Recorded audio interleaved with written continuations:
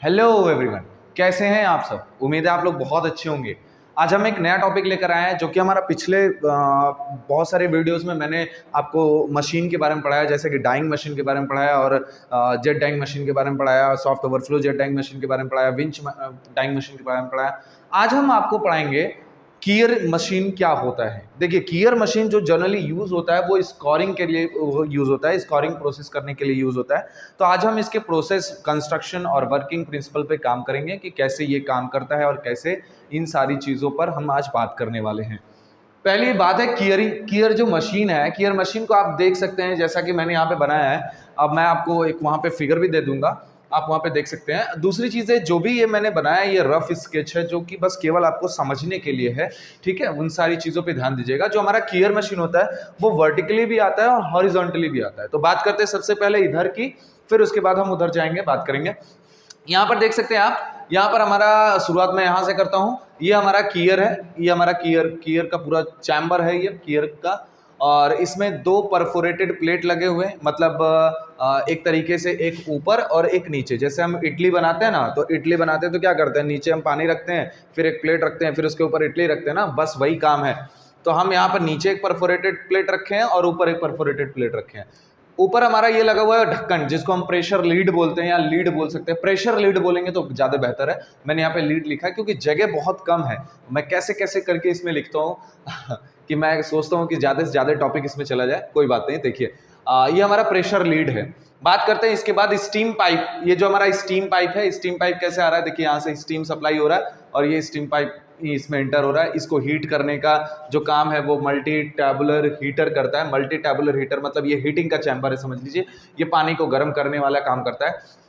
अब जो भी पानी गर्म करने के बाद जब ठंडा होता है तो कुछ ना कुछ भाप के फॉर्म में जो इसके बाहर होता है वो बाहर निकल जाता है। स्टीम टैंक इसको बोलते हैं। इसको ज़्यादा ध्यान देने की जरूरत नहीं है, बस वेस्ट ऑफ वाटर इधर निकलता है। चलिए अब बात करते हैं इधर सेफ्टी वॉल्व का, मतलब सेफ्टी वॉल्व लगा हुआ है। यहाँ पे लगा हुआ है प्रेशर गेज। प्रेशर गेज काम करता है कि कितना प्रेशर हो रहा है, कितना नहीं हो रहा है, ये चीजें मेंटेन करता है। फिर आगे बात करते हैं, यहाँ पर हमारा पंप लगा हुआ है जिसको हम सर्कुलेटिंग पंप बोलते हैं। सॉरी, मैं यहाँ पे लिखना भूल गया था, इसको लिख लीजिए, सर्कुलेटिंग पंप। मतलब ये पंप ये डिफाइन करता है कि भाई अब हमें सर्कुलेट करना है या नहीं करना, मतलब लीकर को सर्कुलेट करने का काम ये सर्कुलेटिंग पंप करता है।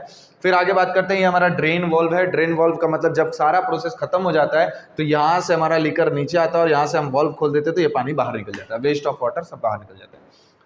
ये पूरा प्रोसेस है आपका कीयर का। अब मैं बात करता हूँ सबसे पहले कैसे काम करते हैं। सबसे पहली चीज़ हम यहाँ पर इसके थोड़े से जनरल टर्म्स को देख लेते हैं, फिर उसके बाद हम उस पर बताएंगे कि कैसे हम काम करते हैं इस पर। चलिए बात करते हैं। This machine are used for scoring process in batch form. ये जो मशीन है इसको हम बैच फॉर्म में प्रोसेस करते हैं। मतलब जो भी कपड़ा होता है वो कॉन्टिन्यूसली काम नहीं करेगा। मतलब कॉन्टिन्यूसली, देखिए, एक होता है कॉन्टिन्यूस प्रोसेस और एक होता है batch process.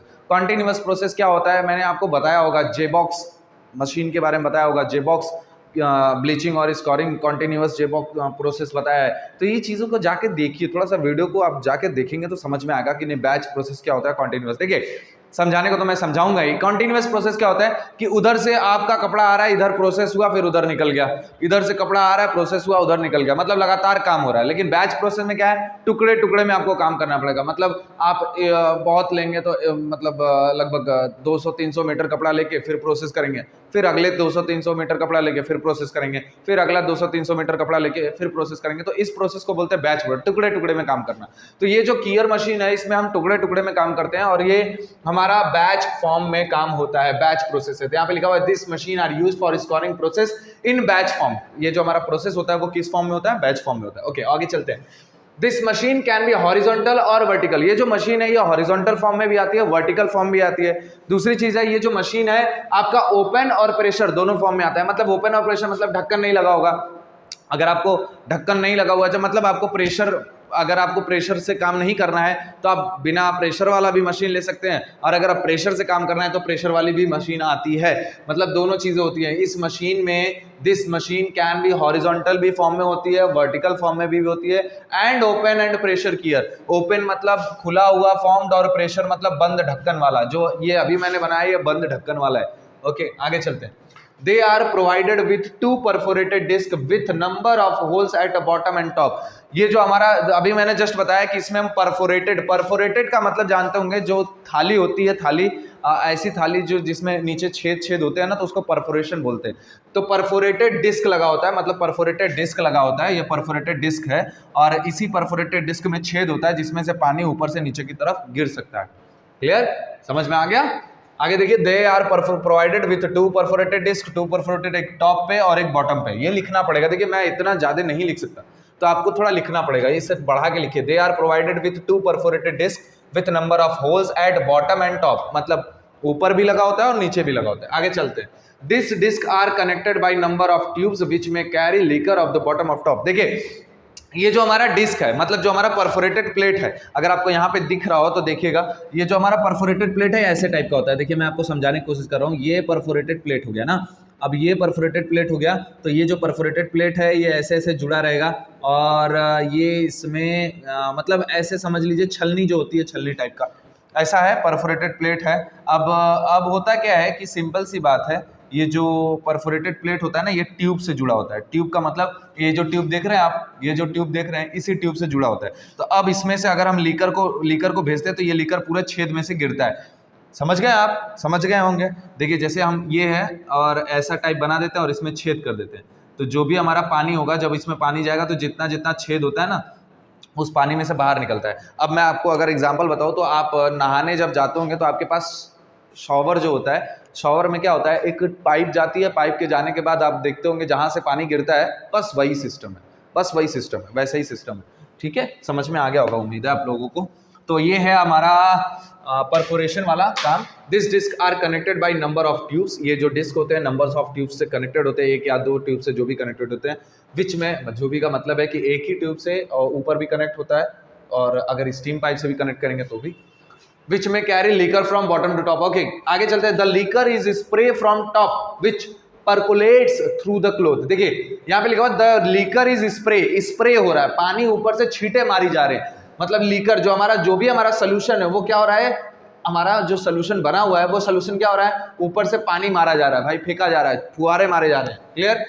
The liquor is spray from top which percolates, percolates मतलब होता है रीचना थ्रू द क्लोथ।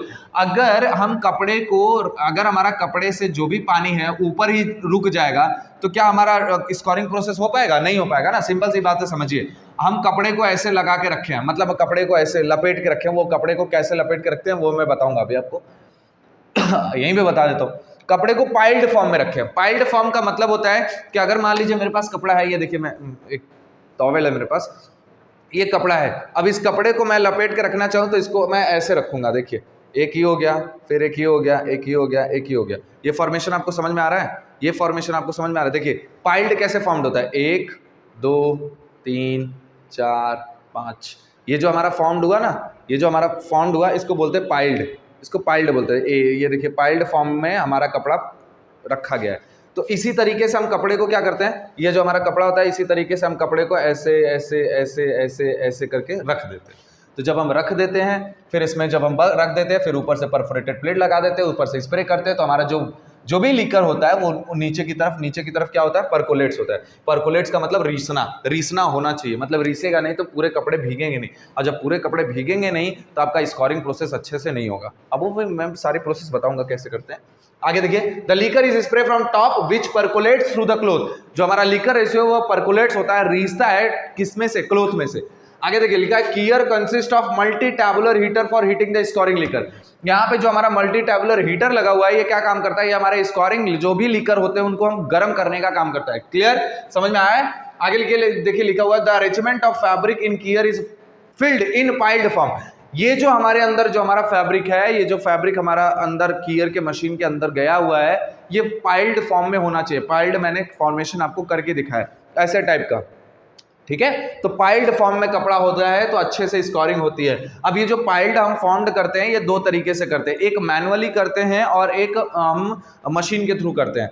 अब देखिए मशीन के थ्रू करने का फायदा ये है कि मशीन के थ्रू जब हम करते हैं तो इवनली डिस्ट्रीब्यूट होता है। इवनली का मतलब बराबर बराबर हिस्से में बंटता है। लेकिन जब हम यही काम मैनुअली करते हैं तो कहीं पे कपड़ा ज़्यादा मोटा हो जाता है तो कहीं पे कपड़ा ज़्यादा पतला हो जाता है। तो अब इससे क्या होता है कि नुकसान ये है कि जब हमारा इवनली डिस्ट्रीब्यूट होता है तो कपड़े की स्कोरिंग अच्छे से होती है। अब हम जब मैनुअली काम करते हैं तो कहीं ना कहीं मिस्टेक होना संभव है, तो मिस्टेक जब होगा तो कहीं ना कहीं स्कोरिंग पर भी इफेक्ट आएगा।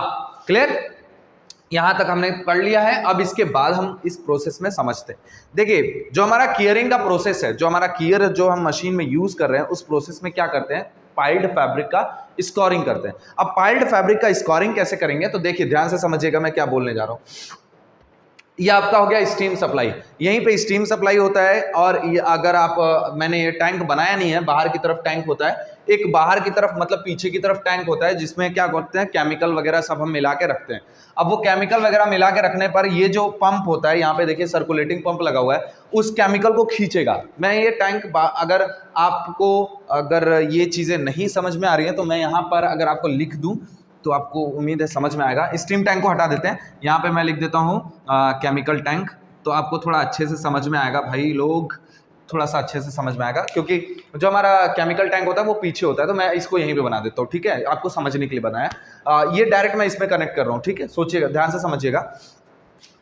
ये इसको चलिए, अच्छा मैं आप थोड़ा तो समझ लेंगे। ये जो हमारा केमिकल टैंक है, ये केमिकल टैंक हमारा हीटर चैम्बर से कनेक्टेड है। अब ये हीटर चैम्बर क्या करेगा, इस केमिकल को खींचेगा, किसके थ्रू, सर्कुलेटिंग पंप के थ्रू। सर्कुलेटिंग पंप इसको खींचेगा, जैसे ही सर्कुलेटिंग पंप इसको खींचेगा तो ये जो हमारा लीकर होगा वो क्या हो जाएगा, गर्म हो जाएगा। वो लीकर क्या हो जाएगा, गर्म हो जाएगा। फिर ये लीकर हमारा इस स्टीम पाइप से होते हुए, स्टीम पाइप में क्या होता है, वाटर की सप्लाई अगर चाहिए होती है तो वाटर भी सप्लाई हो जाता है। तो यहाँ से जो हमारा स्टीम, देखिए भाप भी दे सकते हैं आप, वाटर को भी गर्म कर सकते हैं। अब यहाँ पर जो हमारा हीटिंग जो चैम्बर है वो पानी को गर्म करने का काम कर रहा है, यहाँ पे याद रखिएगा। स्टीम भी सप्लाई करते हैं, स्टीम मतलब भाप सप्लाई करते हैं, यहाँ पे डायरेक्ट आग नहीं लगाते, क्लियर है, याद रखिए। अतः मल्टी टर्बुलर हीटर क्या करता है कि जो हमारा केमिकल टैंक होता है, जो भी हमारे केमिकल प्रोसेसेस जो लीकर होते हैं उसको गर्म करता है। ये गर्म करने के बाद फिर हमारा ये लीकर आता है और इसमें से हमारा जो भी स्टीम है वो इस पर से स्प्रे होता है। ये इस पे से क्या होता है, स्प्रे होता है। अब थोड़ा ध्यान से समझिएगा, देखिए मैं क्या बोलने जा रहा हूँ। अब हमारा लीकर रेशियो पहले स्टीम से ये स्प्रे हो गया, मतलब या तो आप पानी का भी स्प्रे कर सकते हैं। सबसे पहले जो हमारा कीयर होता है, जब हम कीयरिंग करते हैं, जब हम कीयर करने जाते हैं किसी भी प्रोसेस का, किसी भी फैब्रिक का जब हम कीयरिंग प्रोसेस करने जाते हैं तो सबसे पहले उस कपड़े को पहले वॉश आउट कर लेते हैं, थॉरली वॉश आउट करते हैं। थॉरली का मतलब बढ़िया से साफ कर लेते हैं। बढ़िया से साफ करने का मतलब है कि हम स्कोरिंग तो करने जा रहे हैं, लेकिन उसमें जो भी इंप्योरिटी सॉल्युबल है, सॉल्युबल का मतलब जो पानी में घुलने वाले हैं, तो उसको वॉश करके हटा देंगे तो थोड़ा सा साफ हो जाएगा कपड़ा, तो और आसानी से स्कोरिंग होगा। तो हम क्या करते हैं, पहले स्कोरिंग कर लेते हैं, थोड़ा सा हल्का सा गर्म पानी से आप कपड़े को धुल दीजिए तो वो जो भी मतलब सॉल्युबल फॉर्म के इंप्योरिटीज होते हैं वो बाहर निकल जाते हैं। अब हमें स्कोरिंग करना है ऑयल, वैक्सेस, इन सब का, तो हम कपड़े को इस फॉर्म में रख दिए। इस फॉर्म में रखने के बाद जो हमारा स्टीम है, स्टीम क्या करता है, भाप। भाई इसमें देखो, इसमें भी पानी भरना पड़ता है। पानी भरने का मतलब है उस लेवल तक पानी भरना पड़ेगा, इसका जो ml रेशियो वहां तक पानी भरना पड़ेगा। पानी भरेंगे, पानी के बाद हमने केमिकल सप्लाई किया। देखिए ध्यान से समझिएगा, पहले मैंने इसमें पानी भर दिया। पानी कैसे भरेंगे, सर्कुलेटिंग पंप से। ये भी पीछे टैंक लगा होगा पानी खींचने का, पानी खींचता है, पानी भर जाता है इसमें, क्लियर। पानी भरने के बाद फिर हमारा ये जो केमिकल टैंक है ये हीट होगा, गर्म होगा। अब पानी को गर्म करने के लिए भी तो स्टीम सप्लाई करते हैं, पानी को गर्म करने के लिए स्टीम सप्लाई करते हैं जी बिल्कुल। इसके नीचे भी स्टीम लग सकता है पानी गर्म करने के लिए, इसके किनारे किनारे पे भी पाइप लग सकते हैं स्टीम के, तो वो गर्म करते हैं पानी को। देखिए नए नए इन्वेंशन होते रहते हैं, तो उसके हिसाब से आपको समझना पड़ेगा, ठीक है। तो स्टीम सप्लाई होता है, पानी गर्म हो गया। पानी गर्म होने के बाद हमारा जो केमिकल टैंक है वो भी गर्म होकर आया। अब हमारा केमिकल टैंक इस पे से स्प्रे होगा। जब हमारा केमिकल टैंक स्प्रे होगा, मतलब स्कोरिंग जो लीकर होगा, जो स्कोरिंग लीकर है वो जब स्प्रे होगा तो अब हमारा कपड़े में से हर एक कपड़े के मतलब कपड़े में से क्या होगा, वो नीचे की तरफ आएगा। अब देखिए परफोरेटेड जो ट्यूब है उसकी वजह से हमारा जो लीकर रेशियो है, लीकर है वो नीचे की तरफ आएगा। अब यहाँ पर लीकर इकट्ठा होगा। अब ये लीकर अगर इकट्ठा होगा तो ये बार बार सर्कुलेट करना होगा ना, मतलब ऐसा काम हो कि भाई बार बार सर्कुलेट हो। तो अब हम यहाँ से वॉल्व कर देते हैं बंद। अब यहाँ से एक बार में खींचना था, जितना खींच लिया, अब यहाँ पे कर देते हैं बंद। अब हम क्या करते हैं, ये जो हमारा ये जो देख रहे हैं, ये जो लीकर रेशियो देख रहे हैं ना, ये जो हमारा circulating pump, sorry liquor ratio नहीं, ये सर्कुलेटिंग पंप। तो ये जो है यहाँ से जो वाटर आता है, अब ये वाटर ये सर्कुलेट करता है, मतलब ये पंप इधर से अब खींचता है, ये खींचता है, फिर ये स्प्रे करता है। अब देखिए प्रोसेस ये ऐसे होगा, उम्मीद आपको समझ में आ रहा होगा। अब प्रोसेस ये ऐसे होगा, मतलब ये प्रोसेस जो हमारा सर्कुलेटिंग पंप है ये एक बार घूम के, मतलब आप मोटर देखे होंगे ना, एक बार खींचता है, उल्टा भी खींच सकता है, सीधा भी खींच सकता है, बस वही रिवर्सिबल मोटर बोलते हैं ना, रिवर्सिबल मोटर, बस वही है। तो समझिए यहाँ से पहले इसने हीट किया किसको, लीकर को, स्कोरिंग लीकर को हीट किया। हीट करने के बाद इसको पानी को गर्म हो गया। पानी गर्म होने के बाद लीकर रेशियो स्प्रे हो गया। फिर इस लीकर को उठा के फिर बार बार भी तो हमें स्प्रे करना होगा ना। तो इसको स्प्रे करने के लिए इधर का सीक्वेंस बनाया गया। ये देखिए हमारा पाइप है, ये हमारा लीकर रेशियो। देखिए मैं समझाने की कोशिश कर रहा हूँ आपको, क्योंकि ये लीकर रेशियो, देखिए ये लीकर रेशियो है। अब इस पाइप में भर गया ये लीकर रेशियो। अब ये पंप जो है इसको खींचेगा, खट से खींच के ऊपर ले जाएगा और यहाँ से फिर स्प्रे करेगा, फिर खींचेगा, फिर ले जाएगा, फिर ये वाला काम अब बंद हो गया। अगर आपको और गर्म करना है तो आप यहाँ से हीटिंग मल्टी टैबुलर हीटर चालू कर सकते हैं, और वो चालू ही रहता है, कम क्वांटिटी में ही होता है, ये फिर स्प्रे होता रहता है। ठीक है, अब जब सारा स्प्रे हो जाता है, तो हम क्या करते हैं, अब जब हमारा काम हो गया, मतलब हम स्कोरिंग प्रोसेस जितना टाइम था वो कर लिया, करने के बाद हम क्या करते हैं, इसको छोड़ देते हैं। इसको छोड़ने के बाद ये जो लीकर है यहाँ पे इकट्ठा हो जाता है, और यहाँ से हम वॉल्व को खोल देते हैं, और हमारा जो लीकर, जो हमारा वेस्ट लीकर, मतलब जो भी हमारा स्कोरिंग प्रोसेस के बाद जो हमारा वाटर बच जाता है उसको हम ड्रेन आउट कर देते हैं। ड्रेन आउट मतलब बाहर निकाल देते हैं। जब हमारा ड्रेन आउट हो जाता है तब अब इस वॉल्व को बंद करते हैं, फिर इसमें गर्म पानी डालते हैं और उसको गर्म करते हैं, फिर इसको थोड़ा सा वॉश आउट करते हैं। कम से कम 2 बार वॉश करना है। क्लियर? ये प्रोसेस होता है कीयरिंग में, कीयर मशीन में फैब्रिक को किसी भी फैब्रिक को स्कोर करने का। अब देखिए फैब्रिक को स्कोर करने का, अब फैब्रिक को 2 तरीके से स्कोर करते हैं। जैसा कि मैंने मशीन में बताया कि मशीन हमारा 2 टाइप्स का होता है, एक प्रेशर होता है और दूसरा कौन सा होता है, ओपन फॉर्म में होता है। तो अगर आपको अब यहाँ पे देखिए इस चीज को समझिएगा, जो मैं लिखा हूं इस चीज को लिख लीजिएगा, पढ़ लीजिएगा या समझ लीजिएगा। ये जो है, ये जो मैंने लिखा हुआ है, ये प्रेशर के लिए, ये प्रेशर के लिए, प्रेशर मतलब जब आप प्रेशर अप्लाई करोगे, मतलब जब आपका ढक्कन बंद रहेगा, प्रेशर। और ये ओपन विड्थ के लिए, ओपन के लिए। देखिए अब प्रेशर के लिए क्या क्या लेना होगा, कास्टिक सोडा लेना होगा, कितना 2 से 3%, सोडियम सल्फाइड लेना होगा 1%, सोडियम कार्बोनेट लेना होगा 0.5 to 1%, वेटिंग एजेंट लेना होगा। वेटिंग एजेंट आपको पता होगा, वेटिंग एजेंट क्या करता है, कपड़े को जल्दी भिगोने का काम करता है, 0.1%। ml रेशियो लेना होगा 1.4 to 1.5। देखिए 1:4 to 1:5 तक ml रेशियो लेते हैं। मतलब अगर आपका कपड़ा 1 किलो है, अगर आपका कपड़ा 1 किलो है तो आप जो ml रेशियो, जो आपका वाटर होगा वो लगभग 5 लीटर के बराबर होना चाहिए। प्रेशर आपका 1.8 kg पर सेंटीमीटर स्क्वायर होगा। टेम्परेचर देखिए यहाँ पे 130 डिग्री सेल्सियस है। देखिए टेम्परेचर बढ़ाएंगे तो टाइमिंग कम लगती है। ठीक है, तो ये चीजें याद रखिएगा, ये सारी चीजें आपको पता होना चाहिए। इतना जब आप पढ़ ले रहे हो, इतना जब आपको पता है, तो कम से कम इतना प्रैक्टिस में बना लो कि वो चीजें सारी पता हो जाए आपको। टेम्परेचर आपका 130 डिग्री सेल्सियस, टाइम आपका 8 से 10 घंटे तक लगेगा। इसमें किसमें, प्रेशर वाले में, क्योंकि आप बैच प्रोसेस कर रहे हो। बैच प्रोसेस में ज़्यादा टाइम तो लगता ही है। जब बहुत टन के आप कपड़े डाई करते हो ना, तो वहाँ पर प्रेशर ज़्यादा लगता ही है। यहाँ पे मैंने लिखा नहीं है, यहाँ पे आप लगभग इस मशीन में लगभग आप 2 से 5 टन तक कपड़े को एक बार में डाई कर सकते हैं। जनरली जो मशीन आप लोग डाई करते हैं, जो हम इंडस्ट्री में मशीन होती है, वो लगभग 2 टन की ही होती है, लेकिन 2 से 5 टन तक आप कपड़े डाई कर सकते हो। इस मशीन में आता है इसका। क्लियर? अब बात करते हैं ओपन में। ओपन में देखिए सोडियम कार्बोनेट यूज करते हैं 2 से 3%, सोडियम सिलिकेट यूज करते हैं 1 से 1.5%, वेटिंग एजेंट यूज करते हैं 0.1%। ml रेशियो दोनों का सेम है 1:4 to 1:5। टेम्परेचर आपका 80 to 90 डिग्री सेल्सियस। जैसे जब ये ढक्कन खुला रहेगा तो प्रेशर बनेगा ही नहीं, जब प्रेशर नहीं बनेगा तो टेम्परेचर आपका 80 से 90 तक ही रहेगा। टाइम आपका 10 से 12 घंटे। देखिए यहाँ पे 8 से 10 घंटे लग रहे थे और यहाँ पे 10 से 12 घंटे। प्रेशर का मायने रखता है, प्रेशर मायने रखता है बिल्कुल। यूज फॉर कलर्ड गुड्स, देखिए बस यही चीज आपको पता होना चाहिए। जो हमारा ओपन होता है, ओपन जब होता है, मान लीजिए किसी कपड़े को आपने डाई कर दिया, अब डाई करने के बाद मान लो उस पर ऑयल वगैरह गिर गया या धूल मिट्टी लग गई, तो अब धूल मिट्टी लग गई तो अब उसको हमें क्या करना होगा, स्कोर करना होगा। स्कोर करने का मतलब कि हमें उसको धुलना पड़ेगा। अब धुलने के लिए कौन सा प्रोसेस लगाएंगे, स्कोरिंग प्रोसेस लगाएंगे। अब स्कोरिंग प्रोसेस लगा दिए तो अगर मान लीजिए अगर आपने प्रेशर डाल दिया, प्रेशर में उसको स्कॉर्ड कर दिया, जब प्रेशर में आप उसको स्कॉर्ड कर देंगे तो आप थोड़ा ध्यान से समझिए कि बहुत सारे डाई ऐसी होती हैं जो कि प्रेशर पड़ने पर वो अपने डाई एबिलिटी को खो देंगे, मतलब वो एग्जॉस्ट हो जाएंगे। एग्जॉस्ट होने का मतलब कपड़े से डाई निकल जाएगा। जब कपड़े से डाई निकल जाएगा तो पता चला कपड़ा आप जिस कलर का किए थे उस कलर का रह नहीं जाएगा। तो इसलिए क्या करते हैं, इसको ओपन विड्थ फॉर्म में करते हैं। और ये जनरली जो हमारा ओपन विड्थ कीयर फॉर्म होता है वो कलर्ड गुड्स के लिए होता है। कलर्ड गुड्स मतलब जो कपड़ा कलर है उसके लिए हम ओपन फॉर्म यूज करते हैं, और जो कपड़ा कलर नहीं है उसके लिए हम कौन सा यूज करते हैं, प्रेशर वाला यूज करते हैं। This is all about kier machine. ये कीयर मशीन के बारे में मैंने आपको थोड़ी सी जानकारी दी है। अगर आपको वीडियो अच्छा लगा हो तो प्लीज़ वीडियो को लाइक करिए और चैनल को जितना हो सके सब्सक्राइब करिए। और अगर आपको टेक्सटाइल से रिलेटेड कोई भी क्वेश्चन हो तो आप मेरे इंस्टा पे आप मेरे को मैसेज करके पूछ सकते हैं। ओके, थैंक यू, जय हिंद।